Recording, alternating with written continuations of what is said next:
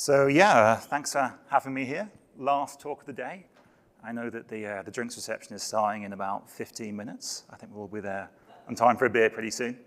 So the title of this presentation is obviously a bit of a mouthful.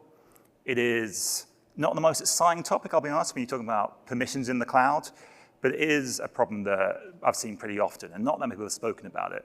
It's quite an important one when you respond to incidents. So there's kind of a fundamental tension that I've seen a few times between digital forensics and security teams that want to respond to incidents and cloud teams that want to do their job and stop incidents from happening in the first place. Ideally, this works together pretty nicely, but there is kind of a bit of a tug of war, as illustrated in this AI-generated diagram sometimes. So if you work in digital forensics and incident response, and given this is MWise, pretty good chance that you might be, you want to get as much data as you can, right? So you want to find out what's the root cause of the incident. How did the attackers get in? What did they take? Have they moved elsewhere? Is it even an incident? Is it a false positive, et cetera? And the more data you get, the better chance you're going to have to do that. You also might want to actually remediate the incident too, right? So turn off a compromised instance or disconnect the IAM and the other kind of networking you have there. This can brush up against some of the kind of shift-left security principles where you want to minimize access as much as possible. You don't really want to allow manual access to data and systems in general. You want to have more kind of automated workflow there, and there can be a bit of back and forth here. Obviously, very different as well to the on-prem days. So before, maybe you saw an alert on your EDR, you do a triage investigation, confirm it probably is something kind of bad. Then maybe you go to IT and say, I want to get a copy of this laptop. And they just go and say, sorry, I need to grab that laptop now and do a bit of investigation here. At that point, there's kind of a physical access control there, which is a bit easier to understand. It's kind of painful if you're grabbing laptops the other side of the world, but it's kind of a more simple workflow to get through. There's a few different things that I see people often do that may be the right choice for you, but often can lead to some other issues.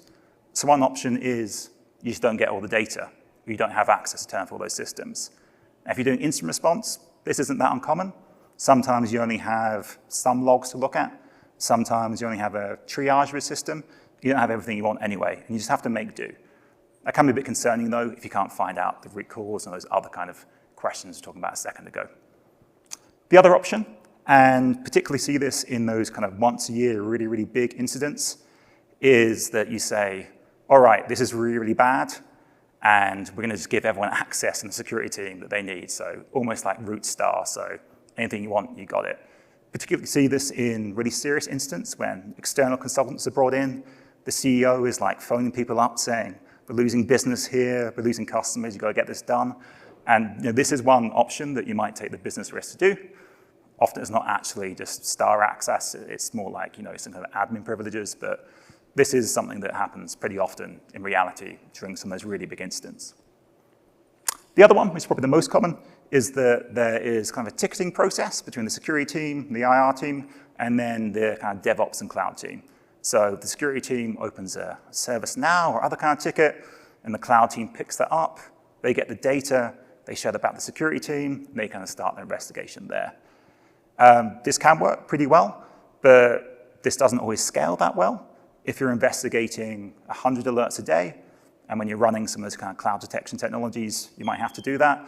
The cloud team isn't very happy going and filling out 100 tickets every day. There must be quite a big delay. Often you see that the security team and the cloud teams are in different geographies. So there might be a 12-hour delay before the cloud team gets to pick up the ticket, get the data. There may be different kind of expertise as well between cloud and security. So sometimes the data might not be exactly what you expected. You have to go back and forth. And this can just lead to a bit of burnout there. But it can be an option. Some of the kind of higher level options which might work well is you can have a break glass forensics role or kind of security privileges. So if it is really a serious incident, you can go and get that data. I'm going to go into this a bit more detail what it might actually look like if you want to implement this. You also set up access to that data automatically.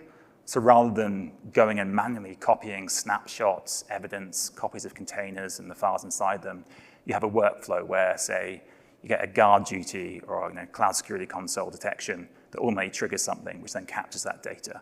If you can set that up in advance, that's great. That's kind of a workflow you can define and agree and it's generally a bit happier all around. And then there's also just-in-time access scope to particular resources. So rather than star everything, it works a period of time for a few different things. So I'll kind of go into what this actually looks like if you want to do this in a minute. And hence the very happy cloud team there, by the way, in case you're wondering what that picture is. So yeah, one option is you can create a dedicated forensics account. These are kind of key strategies. So that means rather than investigating compromise or potential compromise, where the attackers might be, you shift it off to a separate forensics account. Very common kind of standard. I'll go through kind of how you can set that up in AWS, Azure, and Google Cloud in a minute. Cross-account roles. So rather than having directly accessing it, again, where the attackers are, copy the data across in some that's much more segregated in that forensics account. You can agree these kind of this access in advance and define it really well. Again, that leads to a happier cloud team. Temporary credentials. So that is when you're using things like STS tokens or short kind of request times. That means that rather than having access to everything forever, you only have access to one thing for 4 hours. And you normally do that by things like tagging particular resources and defining that in advance. So on to kind of the first one of those strategies, why dedicated forensics accounts? Well, there's a few reasons. For one thing, you don't want to actually be investigating where the attackers are. You don't want them to compromise the investigators or the kind of data that you're doing there as well. You also set up some really advanced logging in the forensics account too. So you normally want to have more logging there. So you can do things like anytime someone downloads something or uploads something, that all gets logged. You might not be running that in your production accounts for various reasons. It also sets some really kind of tight security controls as well. Go through some of those. It also makes things like chain of custody a bit simpler too. So rather than having bits of data, raw disk images, et cetera, sitting in various places in your cloud accounts, it's all in one place. You can manage exactly who has access to that. So AWS published some pretty good guidance. I think the first one to kind of go out and talk about this in a lot of detail. And they go through a few different things you might want to do. So for one thing, they talk about setting up separate organizational units for your production accounts, your security accounts, or your security team, and your forensics team. A few reasons might want to do this. So by an organizational unit, that's kind of the top hierarchy of how you set up your AWS accounts. So organizational units, accounts underneath, and various ways of setting this up. It's possible that the security team might be investigating the cloud team. Hopefully not, but you might not want them to be looking at each other's kind of access there as well. Not one that's kind of that comfortable to kind of plan for. You also want to be keeping that data separate.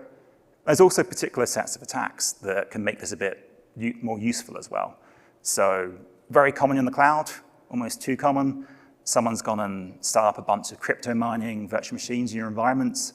That can also mean that as an investigator, you can't start up your own forensics machines in those accounts. And those kind of limits can also go across multiple different accounts too, depending on how that's set up. Whereas in a separate organizational unit, you know that you won't be impacted by that. So it kind of isolates things that way as well. You also set up your storage here as well. So you can have this kind of cleanly segregated for each investigation. So you can use cloud storage to have the raw evidence in there, the forensic artifacts, maybe your kind of notes in the investigation too. But generally that would be living in a separate kind of a project or platform from what we see most of the time. In Azure, there's some kind of similar guidance out there. You can do this with different kind of forensic subscriptions. You can see from this very complicated diagram that a cloud architect definitely made this, because there's lots of different things going on in there. It doesn't have to be this complicated. But Azure published some really great tools that are very useful for kind of segregating this data and automating capturing it. So Azure published runbooks, which will help you to automate copying virtual machine snapshots into your forensic subscription. And there's also some kind of Azure-specific stuff that's quite useful here as well. So you can use immutable storage, which means you can create a disk image, write that once, and then no one can delete that for like 6 months. And that can be very useful for legal holds or when this is kind of an investigation where someone has to go to court or something like that as well. There's equivalents in the other clouds, so S3 object locked in AWS, et cetera. Pretty often, you'll be investigating Windows systems as well, given this is Azure, Microsoft Azure. And there's some pretty cool stuff there too, where you can transfer your BitLocker keys so you can access those Windows systems, store them in Key Vault, and then you can kind of decrypt them pretty safely as well. And then we are at MWise, Google MWise, so I could talk about Google Cloud as well.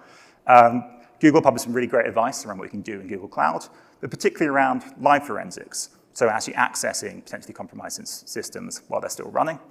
So you can use VPC peering, which means you can connect your forensics project, so where you're doing your forensics, to those systems and access them dynamically.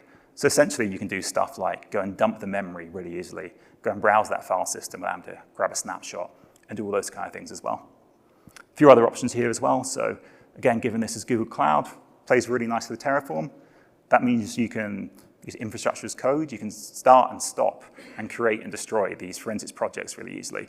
So rather than having one forensics project which lives forever for every investigation, run a bit of code, create a clean, pristine forensics project with all your tools in, just as you expect, and then archive off that data somewhere to your chain of custody store, and then wipe that away, and then start again fresh later on. So this is a really good advice around how you might do this in Google Cloud. This AI image is definitely over the top. So kind of more widely, and this is pretty useful for on-premise investigations as well, you can archive all of your data, obviously, into cloud storage. I know lots of forensics teams have moved here anyway. It's a bit easier than having a forensics lab with like a big kind of RAID disk, et cetera. Use cloud storage, and then you can do some really great things like it's pretty cheap if you set the archiving correctly. You can also manage access really nicely using all the kind of native RBAC and IAM of the cloud providers. You can also collaborate globally as well. So rather than someone having to go into the forensic lab in person, obviously they can download this evidence from wherever they are, and you can spin up your own kind of tools to access this really quickly. So great kind of use case for cloud when it comes to instant response. So going to one kind of particular challenge is containers. So, by containers, most of the time you're running something like Kubernetes, and it's running some container runtimes like Docker or Containerd. This is really challenging, whether in the cloud or on-prem, for various reasons. For one thing, containers typically have a short life cycle, so they may only exist for 5 minutes, maybe half an hour, then they're destroyed. That means if you're going and manually getting that data anyway, it can be kind of tricky. If you can set up some orchestration to capture that data, automatically, it's much easier because you can get more data there. You may be running some agents, in which case you have a bit more persistence. It's also tricky because there's so many different ways of running containers, and the way you authenticate varies widely, and also what you're allowed to authenticate with. So if it's a managed platform, then you typically don't have access to the node that's running those containers. So that'd be something like ECS Fargate, where you can't go and actually analyze the thing that's running the containers for you. That means you have less options to go and grab that data. If you're managing that yourself, so it's running on a virtual machine, then that means you can actually get a bit of extra data there as well. So that's kind of one of the intricacies around how you authenticate. We'll go into what it looks like in a minute, but basically, how you're running the containers changes how you can get the data. You have things like private clusters as well. So that means you may have no network access to the cluster running these containers, or very limited access. Then you have to find other ways to authenticate and get access to them. Also things like distributed containers.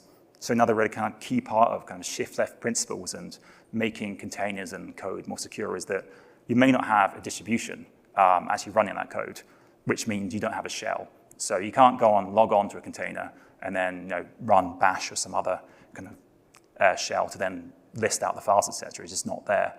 So they have to find some other ways to kind of get access to that. Also making this really fun is that you may be contending with two different types of authentication here. So at the cloud level, you're going to have IAM potentially, but also you'll be contending with Kubernetes RBAC as well.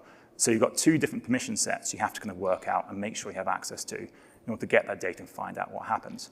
It's all very doable, but it does get pretty complicated. And then containers are quite a kind of nascent ecosystem still. They've been around a while now, but it's still changing very quickly. So there's various different kind of container runtimes. Things are quite different between Docker and Containerd when you're looking at things like the file systems. So Docker, by default, we use overlay FS as the file system. Passes out pretty nicely, actually. You can go and get the data out there if you have access to the node. Containerd, things get a bit more tricky. And yeah, that's a whale in a computer. Kubernetes logo. Sorry, Docker logo, thank you. So kind of walking through a bit more of a kind of real-world example. So EKS is one of the standard ways of running containers in AWS. There's various different things you can do to get the data there, depending on how it's set up and what you actually have permission to access to in the first place. So if you turn the logs on in advance, then you have the Kubernetes order and other logs stored in S3, cloud storage, also CloudWatch. I believe there might be changed from the defaults here, but often you have to turn these things on in advance, otherwise it gets a bit trickier. At the VPC, so the network layer, you can then do things like network forensics if you set that up in advance as well. That can be really useful. Going into the node that's actually running those containers, if you have access to it, you've got tons of information there. So that means you can do things like dump the memory of the node. That also will normally get you some of the kind of container memory as well. You can potentially get the container file system. It would depend on some kind of how that's set up. You also get the Kubernetes audit logs as well, potentially. So if you haven't turned it on in advance at the cloud level, you can still get that from the node. And then inside the container, if you can find a way to get access to it, which can be a bit tricky, you have potentially the most interesting things. So interactive access to the files. If there's malware running there, you'll have access to that as well. So this is kind of like a Russian doll, as you can see from the diagram, in terms of where you go and get that data. And each one of these might have a different way of getting access to it in terms of the authentication. There's a great talk, by the way, by Jonathan Polling on EKS forensics, if you are big on EKS. Kind of went through this a bit already, but you can acquire via the Kubernetes API. So that means that you're kind of running a kubectl exec command, so you can then run commands inside the container. That depends on things like having a distro, having access, having Kubernetes access there as well, so depending on your environment. Again, at the node level, there's different things you can do there too. And there's a bunch of open source tooling which kind of helps. So Google have open sourced Docker Explorer, a bunch of other tools that can help as well. Probably the kind of most interesting way of actually getting data for container that's compromised, though, is by running a sidecar or a debug container. That means that you have that compromised container, maybe running the malware over here. You can then start a sidecar, which can access the file system. And this is useful in a number of ways. So the way you do this is with the kubectl command, so accessing the Kubernetes API to start a debug container. So the command debug there. And then what this will do is start that container, which you have a bit more control over. So you can choose the base image, you can choose the operating system, essentially, that you're running there. That means if you're running some very secure distroless containers, you can still have a distribution that you can use to access that data. That data will live under /proc/1/root on the container that you've started, on the debug container, so you can access that other system. By default, this will require root access, which is something that in some very locked down environments isn't actually something you're going to get. But with the latest versions of Kubernetes, 1.30 and later, you have the sysadmin profile, which means you can still use this profile to get access without having root access as well, which is pretty useful. And a shout out to a client that told us about this, actually. It was new to me. I know that every time I show a command, by the way, I'm probably going to like bore half the people, but this is, if you're going to be doing IR, this is kind of, I guess, the command that you want to be running. And this will save you if you need to go and start a debug container and then grab that data as well. So I spoke briefly earlier around kind of temporary credentials. You can do this in each of the clouds. So you're looking at request.time in GCP. Azure has kind of a slightly odd credential reset parameter. AWS, you can generate a short-term, an STS token, either for an individual user or for a role. What all this gives you is it gives you temporary access to a resource. This makes the cloud team much, much happier when it comes to giving you access to that data.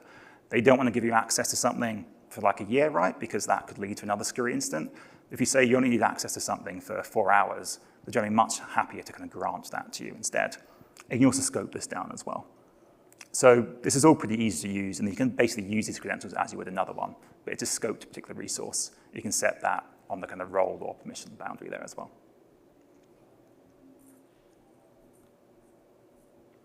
The other part of this as well is you control access using tags. So I think a lot of people do this, but it's also kind of a cool hack if you don't already do this. Talk to the cloud team, and then you can deploy a bunch of roles in advance. So you sit down and agree this with them. And then rather than giving access to the security team to everything, which they're very unlikely going to give you, you say it's only things that got a particular tag on. So you go and tag a particular resource and say, I have access to this. And that means that when it comes to an incident or it comes to an alert, all you need to ask the cloud and the DevOps team to do is go and tag an individual resource at that time. That's generally something they can do in 10 minutes, whereas creating a role, if you're working in healthcare or a bank, that can take like 2 months for like a back and forth to get that agreed. But a tag, they can generally do in 10 minutes. And this means you can get access when you need it and have this all pre-deployed across all of your accounts or projects or subscriptions. Here's one particular example for AWS. Going to go into a bit more detail what that actually looks like when deploying this. So all the clouds have their own agents which run in their default kind of base builds. So in AWS, that's SSM. Azure and Google have similar functionality too. And you can install these as well on your own kind of custom images. What that means is you can interact with these systems. So during an incident or possible incident, you go and do some really easy things like list the file system, pull back files, look at what's running, even respond as well, so terminate a process too. And then with a scoped mission like this means you can interact with any system with the resource tag SSM enabled. So pretty detailed kind of way of doing it, but this is generally pretty easy to get deployed. Encryption obviously gets pretty detailed depending on your implementation and also your cloud providers. But the nice thing about encryption in the cloud is it's generally pretty seamless. So if you're interacting with a live system, you won't even see the encryption most of the time. So you can go and browse the files. If you have access to the running system, you can pull things back as well. And that makes things a lot easier. If you're doing things like copying a disk snapshot that's encrypted cross-account, things can get much more complicated. Maybe you can get access to the key to decrypt it. Often, the kind of standard way of doing this cross-account would be that you're actually creating a new key to re-encrypt, which is kind of odd if it's the first time. I definitely found this odd the first time I saw this, but often this is an easy way of doing it. You re-encrypt rather than decrypt, and that's kind of how you get access to that data. And kind of getting towards the end now. Yeah. So a potential gotcha, which if you're doing DFI around the cloud, you've seen a ton of times. If not, this is kind of surprising the first time you see it. You've got your role or permission set with access to a resource.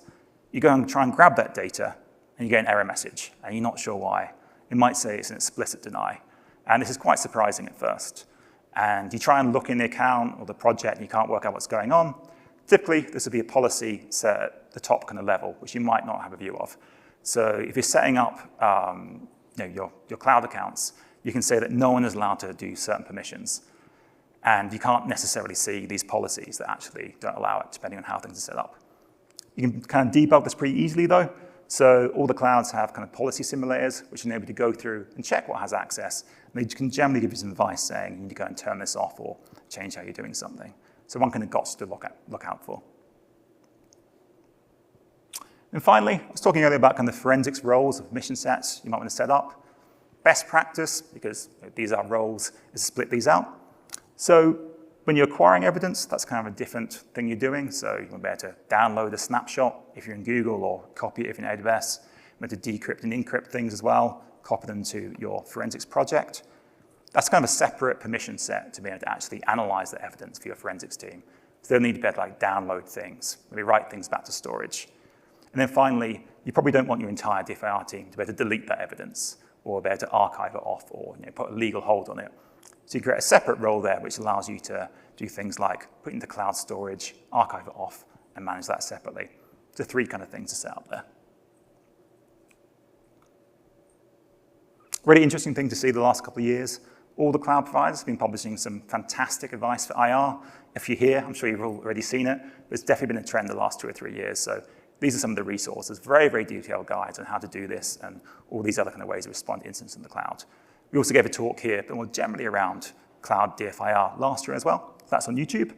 And yeah, thanks for putting up with the AI-generated images. Great. All right. Well, if there are any questions, I'll be happy to answer them.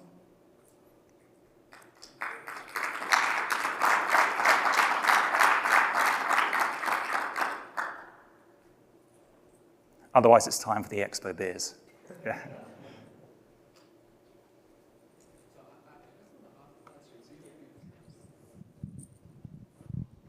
You talk about pulling information from live EC2.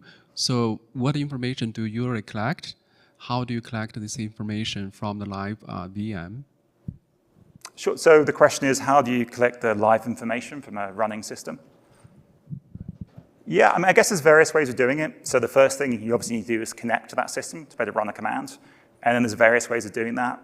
Often you're not allowed to SSH on, in which case you'll be using the kind of built-in agents if they're running. So SSM in AWS or like what was, I think, OMI agent, Azure and Google has a similar one as well. So you can interact that way. And then there's, depending on the cloud provider, there's 3 or 4 different ways of doing it. So AWS also lets you use direct connect as well. Google has some similar functionality. So at that point, it's all just about finding a way to connect to it. And there's 3 or 4 different ways to do it. And at that point, generally what you're doing is copying the files, archiving them off to cloud storage, and then doing your investigation at that point, or dumping memory. But really, it's just about how you connect to the instance. So it will depend on your environment and the kind of standard ways of doing that. Also, very often you can use an agent as well. So if you're running an EDR, if you're running some kind of management tool, that's often the easiest way to do it as well. You can just use that to run a custom command and kind of run a script.